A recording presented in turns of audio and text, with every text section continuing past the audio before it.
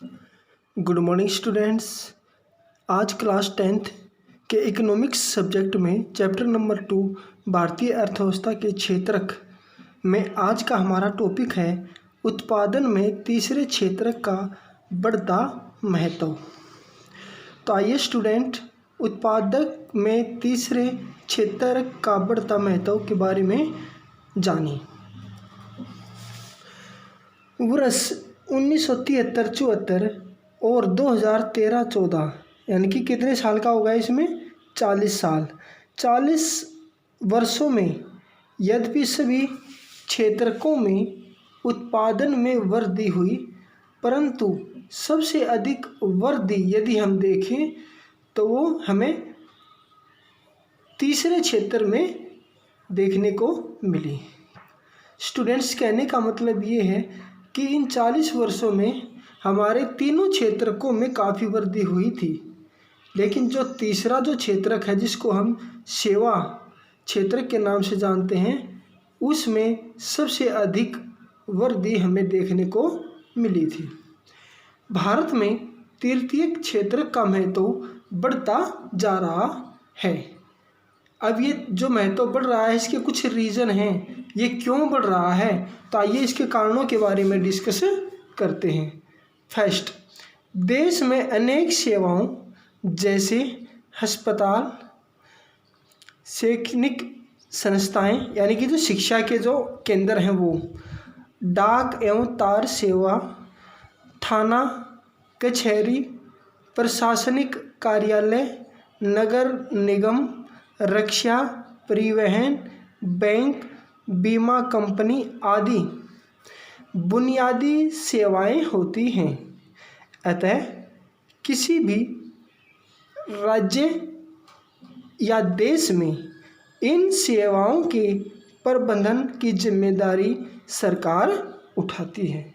यानी कि पहला जो कारण है तीसरे क्षेत्र में जो महत्व बढ़ रहा है, उसका जो हमारी जो बुनियादी जो सेवाएं होती हैं वो क्या है, वो जो बुनियादी सेवाएं हैं वो सरकार के ऊपर डिपेंड होती है, सरकार ही उनको लागू करती है।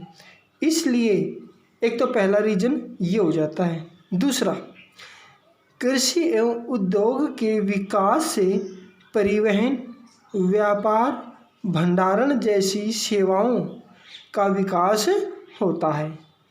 प्राथमिक और द्वितीय क्षेत्रक का विकास जितना अधिक होगा, ऐसी सेवाओं की मांग उतनी ही अधिक होगी। कहने का अर्थ ये है, यदि हमारे देश में प्राथमिक और द्वितीय क्षेत्रकों का विकास होता है तो जो तीसरा जो हमारा जो क्षेत्रक है उसका विकास ऑटोमेटिक होना स्वाभाविक हो जाएगा।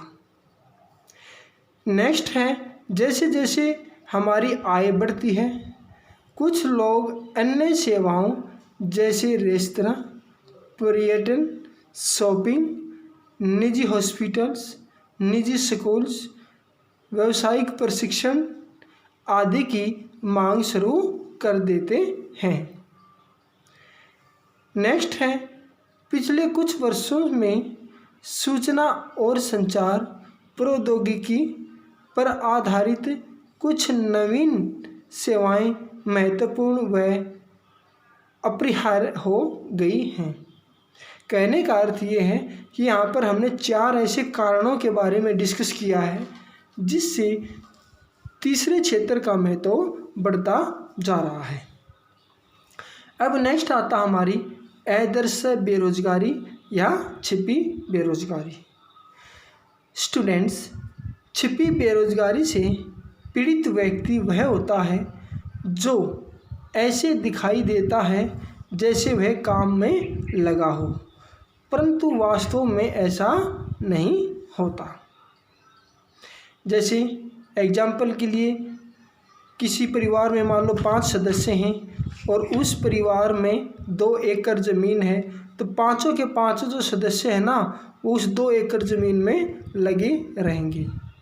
अब उस 2 एकड़ में जो 5 सदस्य लग रहे हैं, यदि वहाँ पर 3 सदस्य 4 सदस्य से भी हम काम चला सकते हैं। तो इसी प्रकार से हम कहें कि इनमें जो व्यक्ति हैं जब यहाँ पर 3 सदस्य या 2 सदस्य से काम चल रहा है तो जो बाकी के जो 2 सदस्य हैं वो कौन हैं? वो आदर्श रूप से बेरोजगार हैं। यानी कि वो काम तो कर रहे हैं, ठीक है, वो काम में तो लगे हुए हैं, परंतु ऐसा दिखाई नहीं देता। यानी कि ये एक तरह की छिपी हुई या आदर्श बेरोजगारी हो जाती है। फिर हमारे कुछ क्षेत्र हैं जैसे संगठित और असंगठित क्षेत्र। तो स्टूडेंट्स, संगठित क्षेत्र वे होते हैं जहां लोगों के उद्यमों या कार्यस्थान हैं जिनकी रोजगार की अवधि नियमित होती है, और इस प्रकार के जो क्षेत्रक होते हैं वो सरकार के द्वारा रजिस्टर्ड होते हैं।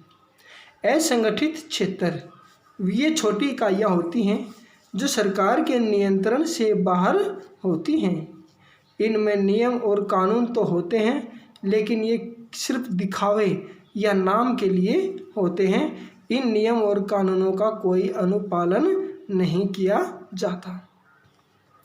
फिर हम बात करते हैं हमारे सार्वजनिक क्षेत्र और निजी क्षेत्र के बारे में। स्टूडेंट्स, जैसे ही नाम से स्पष्ट है, सार्वजनिक क्षेत्र में सरकार संपत्ति की मालिक होती है और सभी सेवाएं इसमें प्रदान की जाती हैं। यदि हम निजी क्षेत्र की बात करते हैं तो संपत्तियों और सेवाओं का विवरण निजी कंपनियों या व्यक्तियों के हाथों में होता है।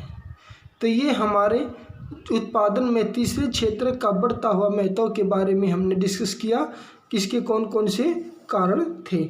इसके साथ साथ हमें कुछ जैसे छिपी हुई बेरोजगारी के बारे में, और हमारे 2 प्रकार के क्षेत्र हैं, संगठित असंगठित, सार्वजनिक और निजी क्षेत्र के बारे में भी डिस्कस किया। तो आइए अब क्वेश्चन की तरफ चलते हैं। पहला क्वेश्चन है, भारत में अतिरिक्त क्षेत्र का महत्व क्यों बढ़ता जा रहा है? बड़ा इंपॉर्टेंट क्वेश्चन है। नेक्स्ट है, छिपी बेरोजगारी क्या होती है? नेक्स्ट क्वेश्चन, थर्ड क्वेश्चन, बुनियादी सेवाएं क्या हैं? उदाहरण सहित लिखिए, मैंने बताया था। नेक्स्ट है, असंगठित क्षेत्र किसे कहते हैं? और लास्ट हमारा क्वेश्चन है, सार्वजनिक और निजी क्षेत्र में क्या अंतर है? यानी कि इन दोनों में कम से कम एक अंतर आपने इसको बताना है। तो स्टूडेंट्स, आप हमारा यही टॉपिक कंप्लीट होता है। Thank you.